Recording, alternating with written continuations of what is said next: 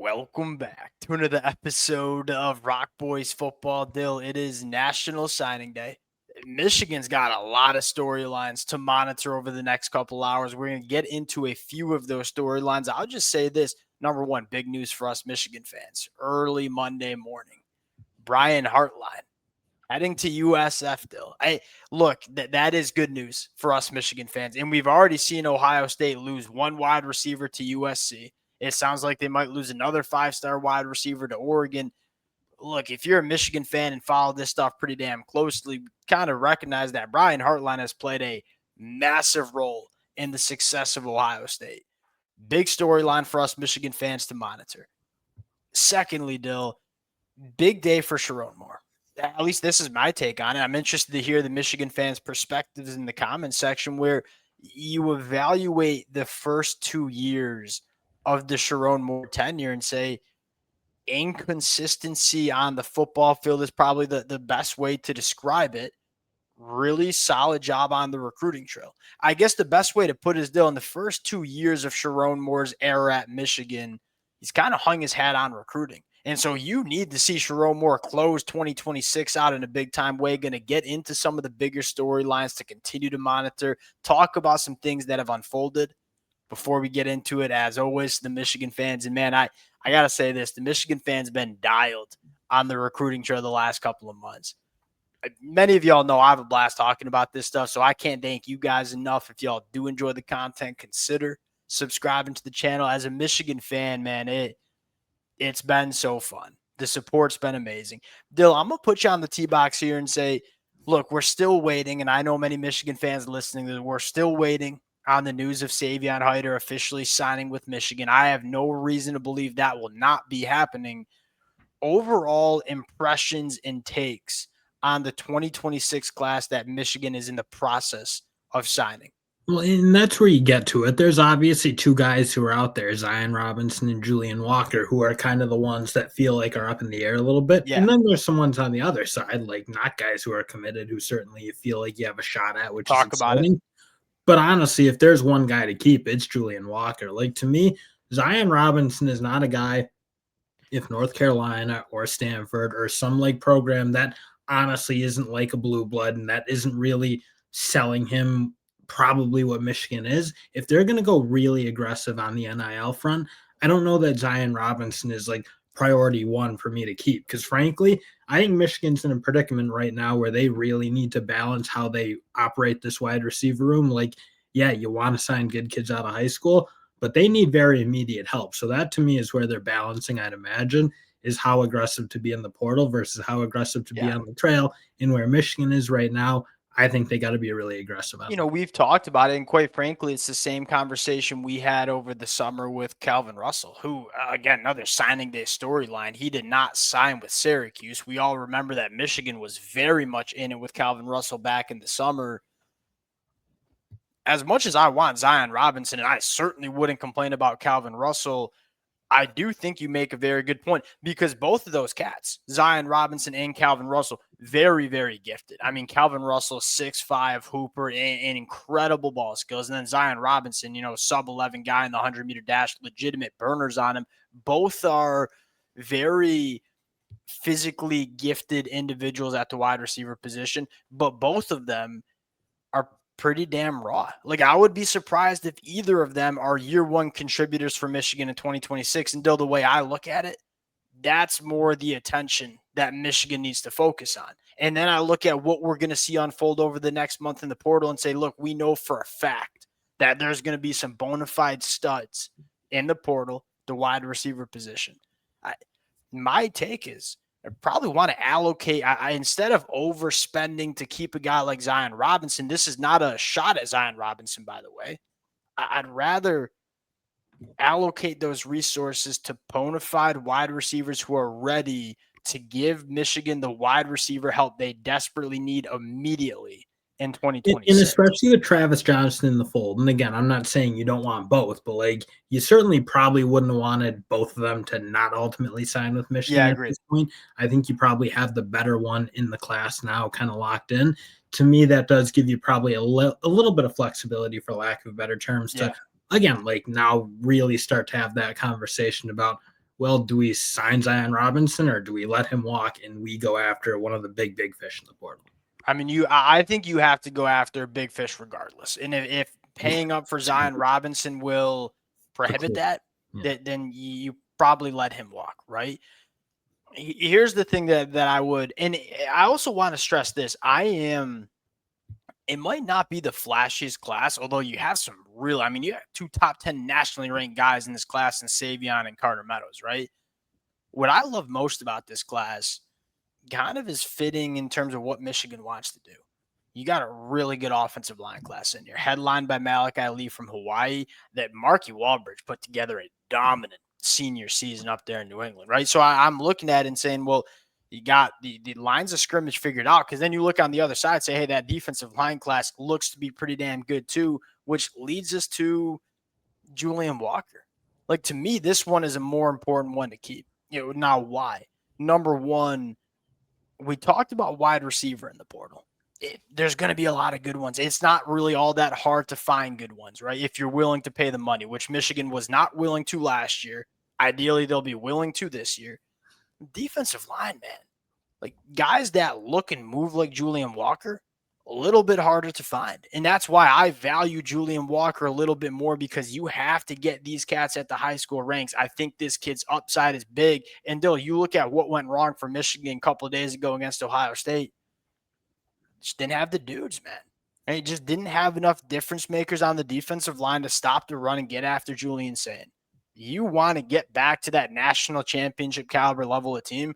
Guys like Julian Walker, guys like Carter Meadows are crucial, and there's one way to get those cats, and it's at the high school ranks. To me, he's the biggest name to monitor down the stretch for Michigan on the trail. Yeah, and I'd fully agree. And that's one where, yeah, I'm sure South Carolina is going to be aggressive. It sounds like North Carolina might be aggressive too. I think, again, that's where Michigan needs to be able to flex, just like the other big programs are able to, in like assert your dominance and be like, no, this is a guy that's going to be kept in this class. He's the one. I'm kind of with you. Like, it seems like most things are kind of falling into place. He's the one that if I'm going to fight, he is the one I'm fighting. Yeah, I would second that. He's the guy that, and look, we know North Carolina, they don't really have much to sell outside of that money, right? And so you might want to go to battle with North Carolina in terms of, we want to keep Julian. And then obviously South Carolina, his father works there. So that's always going to be, we knew the minute Julian Walker committed to Michigan, it was going to be tough to keep him. He's the guy that I think you work your tail off to keep. Last storyline here, though, Avon Finney, right? Yeah, y'all know how I feel about Avon Finney. This kid is a box checking NFL caliber cornerback that I think can be a bona fide cornerback one in the Big Ten. Lamar Morgan loves him. Checks all the boxes. I mean, well, what does Lamar Morgan look for, man? Like 6'2", we want length and we want speed, and Avon Finney has both. 6'2" with length in the arms, 10'8" in the 100-meter dash.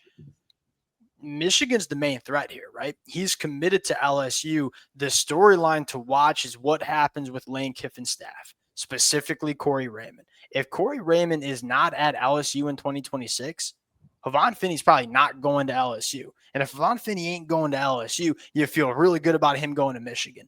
This is the one to watch. Now, 2 days ago, the vibe was that Corey Raymond was going to be on staff.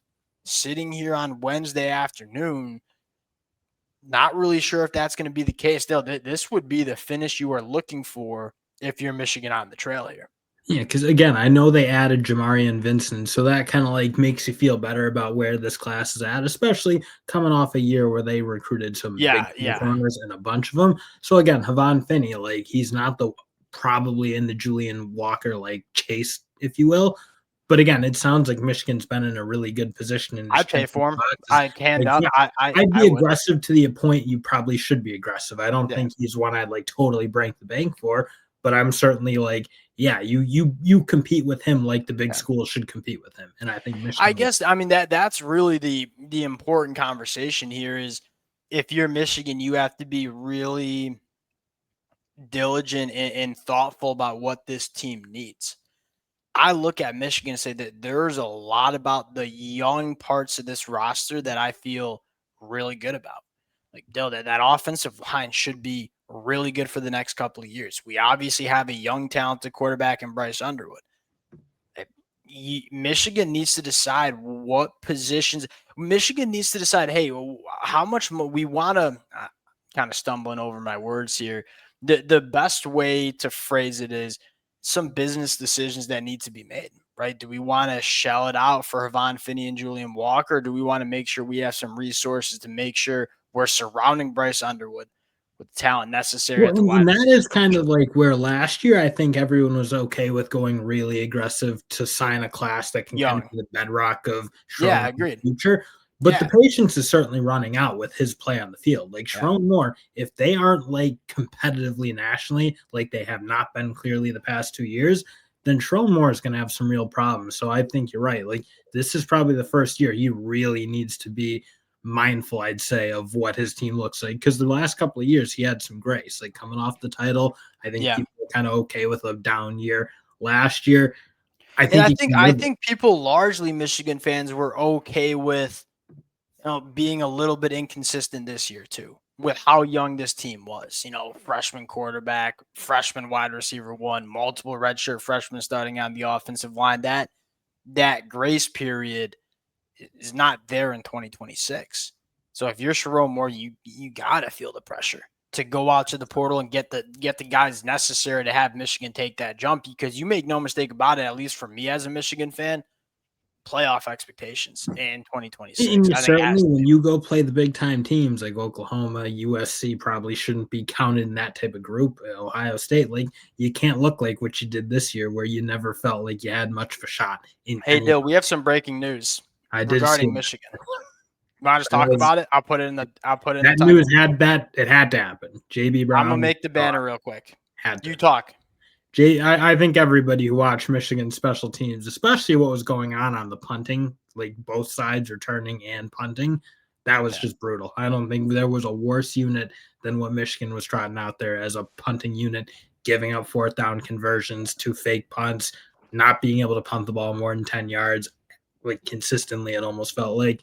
And then Samaj Morgan, obviously, returning punts has been a disaster too. So every facet of the punt game was irretrievably broken. This guy couldn't be back. Yeah, I mean, I think this was a pretty. I kind of surprised we waited until maybe we. I know we had a hand up. We have a kicker coming in this class, and I'm blanking on his name right now. That I could is compare. supposedly very good. So maybe you kind of wait to do this, and I don't even know if that Look, necessarily did JB matters. Brown have any reason why that punter or kicker signed with? No, I don't I think so. don't know. Yeah, and this one is a little bit more important than I think maybe you make it seem like, because you look at number one, go look at Nebraska last year. Nebraska in 2024 was miserable, and I mean miserable on special teams. They were really damn good. They lost games in 2024 due to special teams. They probably won a game or two due to special teams in 2025.